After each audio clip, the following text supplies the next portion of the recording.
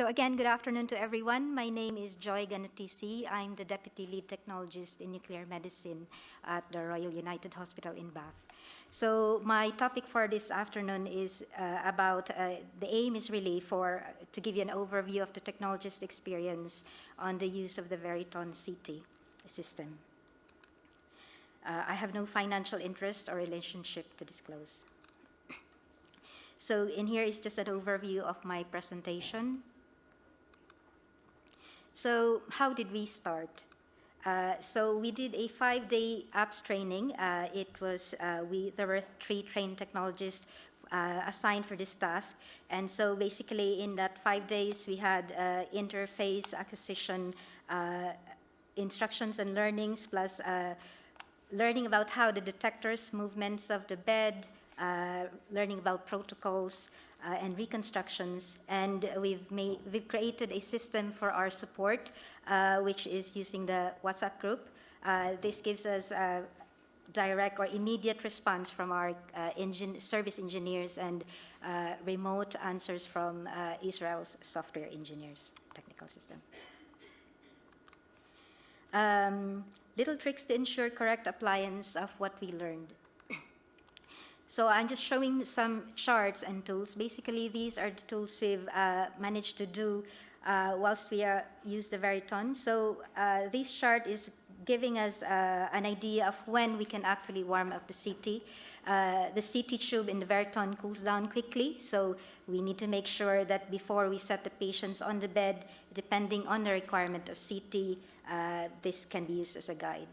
Just to highlight, so the yellow colored graph chart on my chart is less than 18%, which gives us an idea that we can still use the CT for the test. But if you need diagnostic quality images, then you need to make sure they are higher than 20%.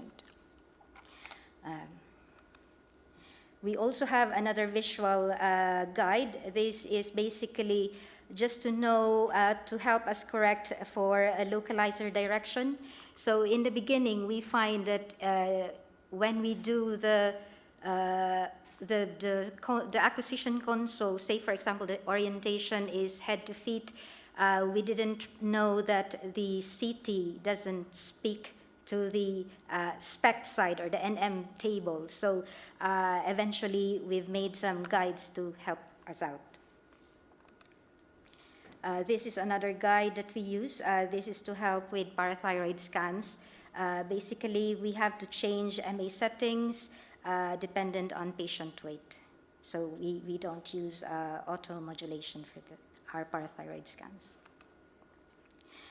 How do we put these tips, tricks into practice, and in what applications?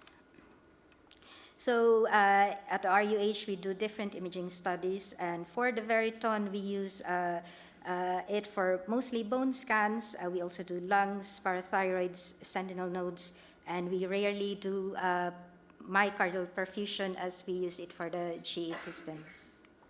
And we do research as well. So on this next slide, I'm just giving a highlight of the various bone scan protocols that we provide. So just to highlight some sections. So if we do a half-body scan and spine, we use a diagnostic quality CT.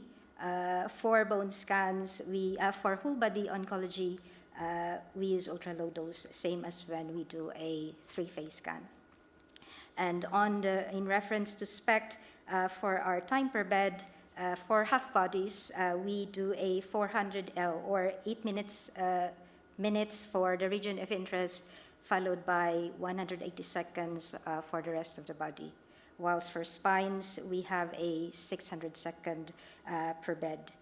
And then followed by, for oncology patients, we do a 300 seconds for the chest, abdo, pelvis, and the rest of the body is 3 minutes. 180 seconds. Yes. Oh, sorry. Just going back. So just to add to it. So basically, if we have to use high dose quality diagnostic quality CT, we also ask patients for a pregnancy check we use a 10-day rule for diagnostic quality CTs. And also this has actually improved our number of patients for whole body. So previously we can only do 4 patients for a whole body scan, but now we've added more, so it's between 6 to 7 or maybe 8 if it's all spines or half body scans in an 8-hour shift. So on this slide, I'm just really going to show you an interface on acquisition for before we start a whole body scan. So on the left is what each of those rectangles is a 1-bed position, which is 314 millimeters. So for a whole body, we have these image field of view localizer. So then we can actually add or amend the times per bed for each section. And just on the right is an image of one of our whole body scans produced by the VERITON. For Sentinel nodes, on this slide, basically, it's just really to highlight the main difference of when we are doing with breast and for vulva scans. So it's the order of doing the CT and SPECT. So for breast patients, we do CT followed by SPECT run for 5 minutes. And then for vulva scans, we do the SPECT first before the CT, just because we are doing contrast. And then in reference to waiting times, with breast scans, we perform this 2 hours post-inject the day before surgery. Whilst for vulva patients, we do this 20 minutes to an hour on the day of surgery. We do parathyroid scans, so with following an injection of 740 MBQ of technetium sestamide, we wait for 10 minutes before we scan the patient for early phase. So we first do a low-dose CT, and then followed by a 15-minute scan of SPECT. And then we send the patients away for 90 minutes, 90 minutes post-inject, rather. Before getting the patient on the bed, we make sure that we have enough percentage for the tubes. So we need to make sure we have a default of 30% prior to setting the patient off the bed. Because that gives us enough time for setting the patient, place attaching for contrast, and then because it's a 20-minute scan prior to contrast, so that gives us enough time to give for the CT to still give its optimum dose. So for our flow rate, we do a venous phase, and this is 3 mils per second on an 80-second delay. And again, as I've mentioned, we change our MA settings based on patient's weight. And also we change flow rates depending on the cannula size. And just on the right is another image, a sample image of one of our parathyroid scans with an activity on the inferior right side. So what feedback do we have from our team? I've divided this into 3 sections. So our challenges, the things we like, and the things we ask Spectrum to do. So there are a couple here, and so for the challenges to highlight, just really, we find that it was difficult to do recons whilst we do acquisition because the patients the previous patients which we finished, it just keeps doing, it needs to do a registration, so you have to keep clicking the proceed, and then your acquisition gets a bit of stuck, and then the screen freezes. So that's one challenge. And then because it was first in the UK, it was installed in November 2020, so we didn't really have anyone to ask to compare or any help at all. So it was a steep learning curve for us. Things we like. So again, as I have previously mentioned, there's no collimator exchange, so it helps with manual handling or reduces manual handling tasks. And then it has a clear use of bed extensions. It produces high quality images, as you can see from previous slides as well. And then we have these, at the bottom of this section is just a picture of a remote table control, so we can actually access it on the console, so it saves us time going back into the scanner, so we can still get the patient off the bed whilst we are preparing and then for the next patient.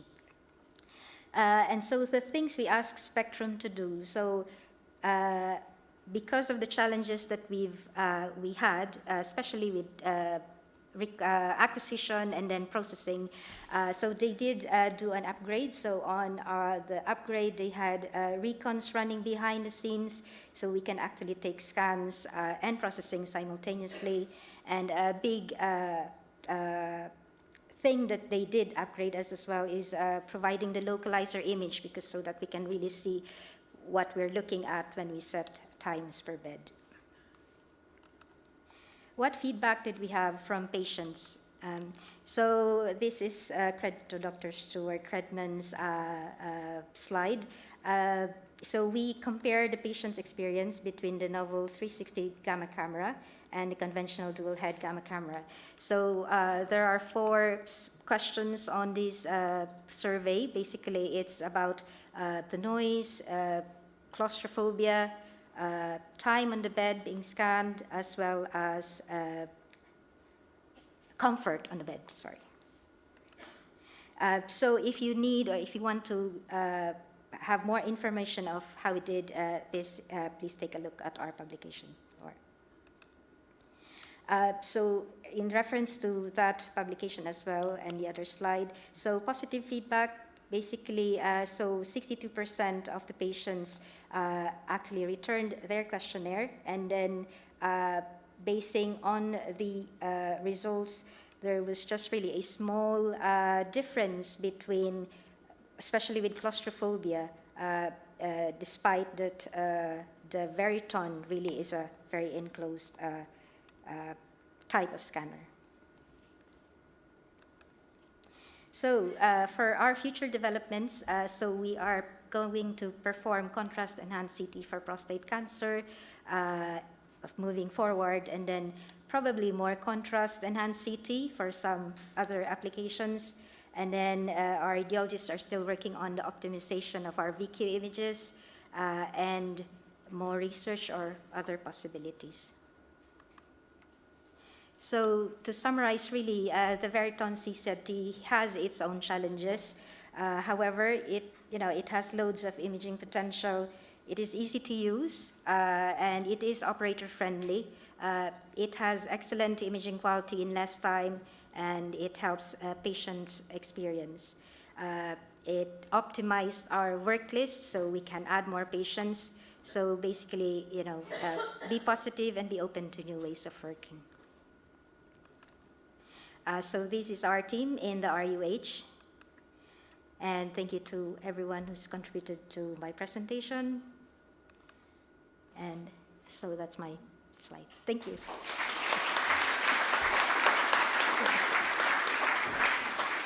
Thank you very much, Joy. We've got time for questions, but just to let people know, if anyone wants to leave to go to the poster pitches in Hall A, they can, but there's plenty of time to stay for questions.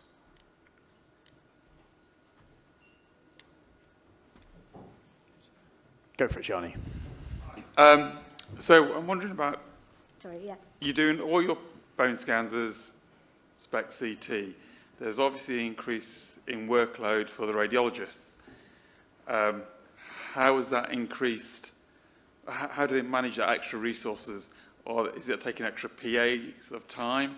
And then I guess the second part of the question is that extra resources, because you've got all that CT to review, can you do a low quality CT so that the radiologist doesn't have to review all of it? Yeah. I will have to ask Richard. Yeah, so I'm probably going to answer that. So when we started, well, it used to take me half an hour to report a whole body bone spec CT. I now probably can do it in 10 minutes. So I've learned how to do it more quickly. The CT component, you're used to reporting low dose CT from PET, and actually it's not that onerous actually, and you don't get as many incidental findings as you do in PET, but you do get them. And but the problem is they don't glow orange, and so you don't spot the the cecal cancer so easily as you do in PET, for instance. But I think you can get it to about 10 minutes, but it takes a bit of a learning curve. Yeah. Thank you. Yeah. Hi, thank you for a very interesting presentation. We have a Veriton coming soon at our site. I just wanted to check the point that you mentioned about being able to do like a recon at the same time as doing an acquisition. Have you received a response about that? Is that something that you're now able to do? So, yeah, previously it was very difficult because on their software, so there are two monitors, one is for acquisition and this one you can supposed to process, but there are limitations to when you can actually process because whilst the imaging is happening, there's also an interface on this other monitor wherein you're actually, what you're acquiring, it shows up on this side.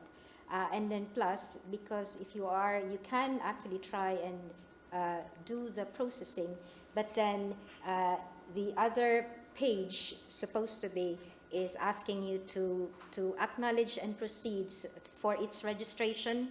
And then the other one is trying to kind of catch up. So it's like you're doubling your proceed. So you get confused, like, have I clicked the wrong button because have I touched the acquisition side instead of the previous patient? So now the software is actually better and way better than how it was. Yeah. Fantastic, thank you.